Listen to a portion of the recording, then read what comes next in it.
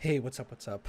A couple days ago, maybe a couple weeks ago at this point, I made a video about the basic works of Aristotle and how reading it is kind of like awful. And I just want to like counter that with something different. Just that reading Plato is based. It is good.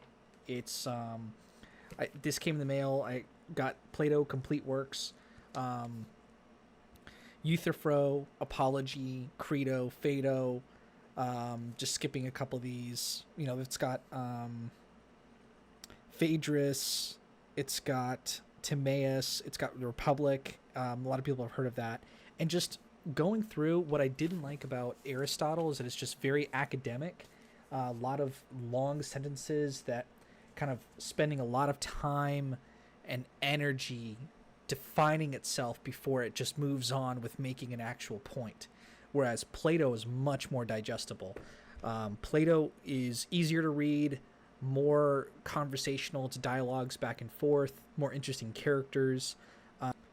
I love how devoted Plato seems to be, like honoring his teacher Socrates, because Socrates never wrote anything down. Socrates was just a wise man that went around and had interesting conversations, and it's very interesting to me reading Plato, the complete works.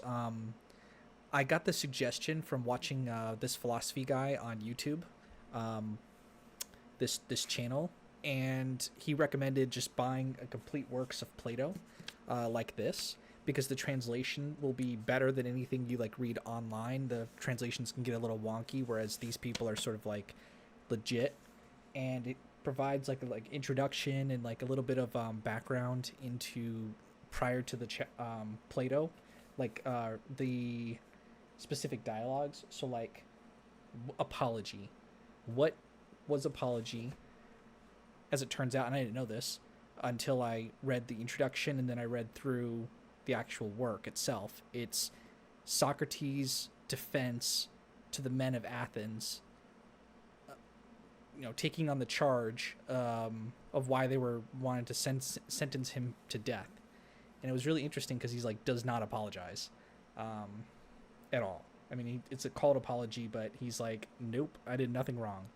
And it's really, there's a great narrative behind it because Socrates truly is like a martyr. It's like, why would they kill someone like this? There's so much interesting about Plato. So Plato was Christianity before Jesus, and Plato was lost until like the medieval ages. Um, but let me back up. So what? Why is reading Plato based? First of all, it just makes sense. It's enjoyable. It feels like it's wise. Like when you're reading through it, you're like, this is full of wisdom. Like as I'm going through and reading, I'm like highlighting sentences that just on their own are really good. Um, I'll give you guys some examples. So just randomly, here's something that I've highlighted. I want to choose something recent, something from like a couple days ago. Okay. You too must be of good hope as regards death, gentlemen of the jury, and keep this one truth in mind, that a good man cannot be harmed either in life or in death, and that his affairs are not neglected by the gods. It is clear to me that it was better for me to die now and to escape from trouble. That is why my divine sign did not oppose me at any point, so I am certainly not angry with those who convicted me, or with my accusers. So like that's a great line. Other lines from the Apology. This is Socrates defending himself. Right here, the position is this, that this is my first appearance in a law court at the age of 70. I am therefore simply a stranger to the manner of speaking here, just as if I were really a stranger. You would certainly excuse me if I had spoke in that dialect and manner in which I had been brought up. So too my present request seems a just one, for you to pay no attention to my manner of speech, be it better or worse, but to concentrate your attention on whether what I say is just or not, for the excellence of a judge lies in this, as that of a speaker lies in telling the truth. So like that's a great little paragraph. It's a great line. It's like full of wisdom on its own. And if you take the surrounding context and understand why Plato put this all down, it really makes a timeless aspect to it. It's so impactful, it's so meaningful for all of capturing like Socrates in himself was like so pure. He didn't write anything down. He wasn't in it for ego. He just was a man that went around asking questions. He was like the original guy that did that, and he did it like pure. He wasn't. He didn't have a hidden agenda. And then the nobility of Athens put this man to death, and Plato had such devotion to like the purity of what the message Socrates was trying to get across, which is, you know, question everything, you know nothing.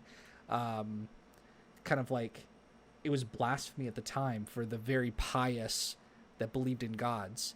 And so Socrates said he like had like a voice in his head that was the god of telling him, like the skepticism, like telling him anything someone's saying, you could like, that's not true, that's not true. So Socrates had a voice in his head telling him not to do things. And so that's why he prevented himself from doing anything stupid. So that's why he would go around and question people. So like the first set of essays from Plato, the first work is Euthyphro. And Euthyphro, it's about this guy called Euthyphro who speaks with Socrates, and Euthyphro says that basically it's the Socratic method, pointing out that Euthyphro making a positive claim doesn't actually know anything. And so the Euthyphro ends up retreating, going back, and kind of like Socrates ends up victorious. And then the men of Athens, in the next one, Apology, they put him to death. And then there's a couple interesting things about after Socrates was put to death, was condemned. There's a guy called Crito. Crito comes and talks to Socrates.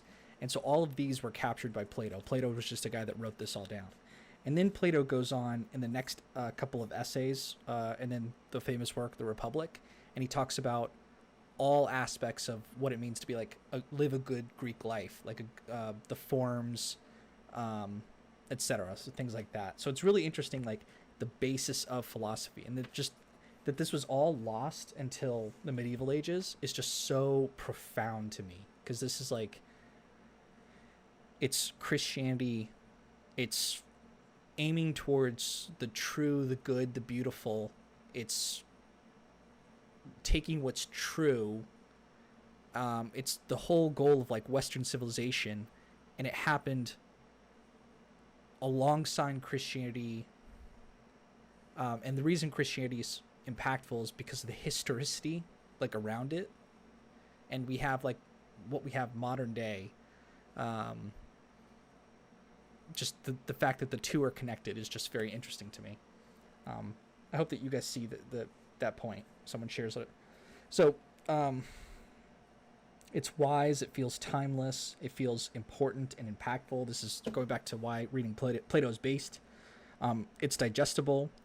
It has heroes with personality and character. Like you could tell with the way they're asking questions in the dialogues. It's one cohesive narrative. Plato covers important events like the death of Socrates, which was like very interesting. The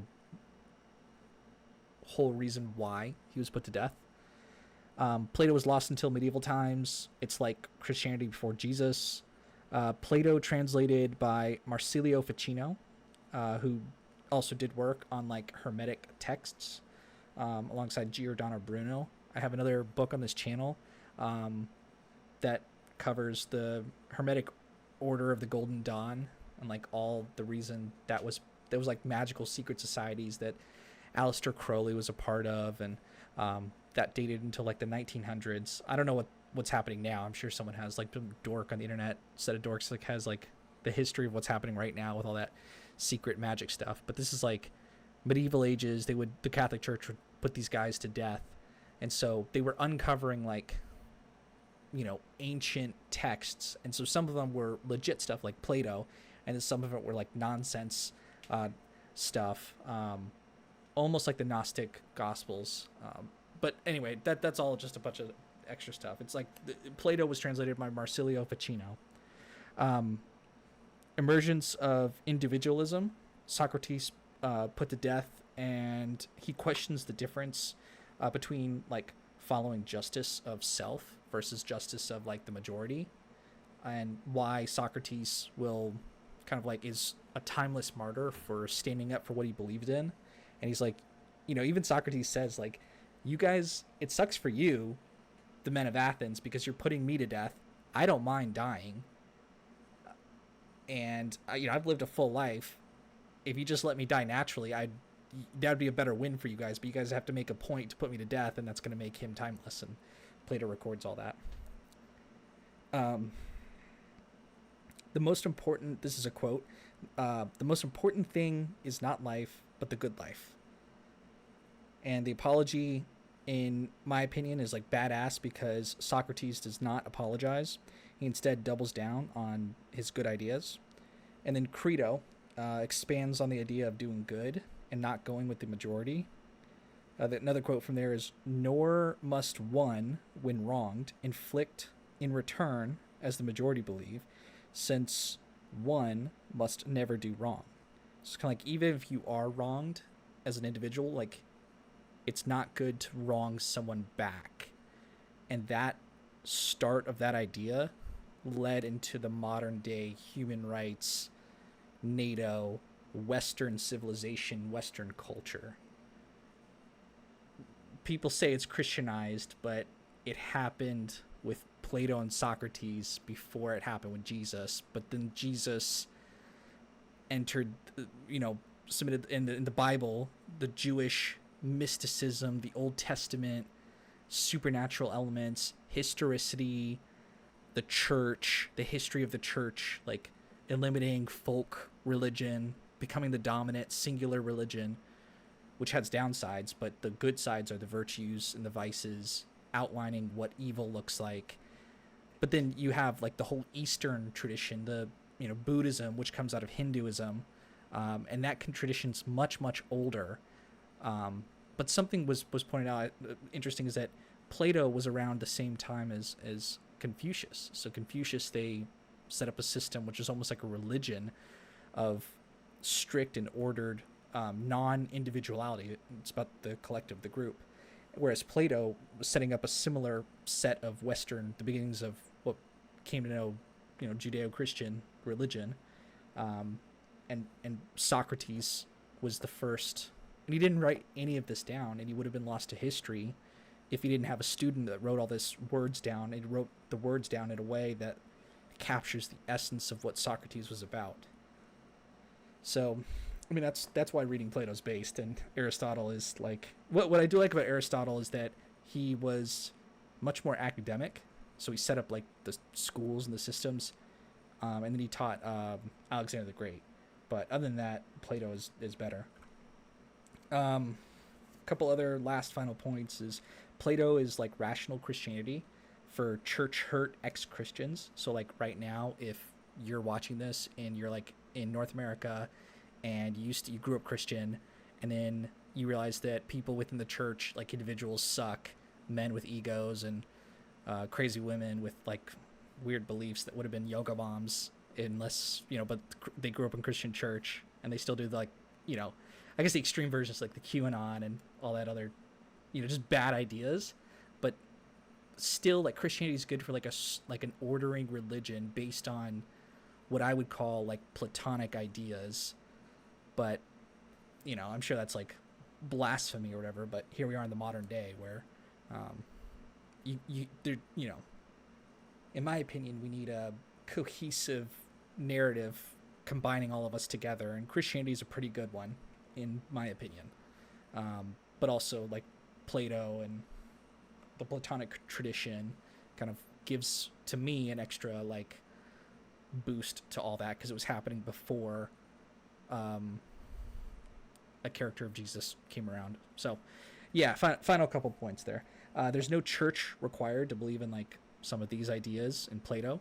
There's no bad opinions. There's strong logic, and there's reason for hope, and there's living the good life.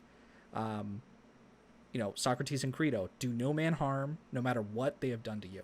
Really impactful.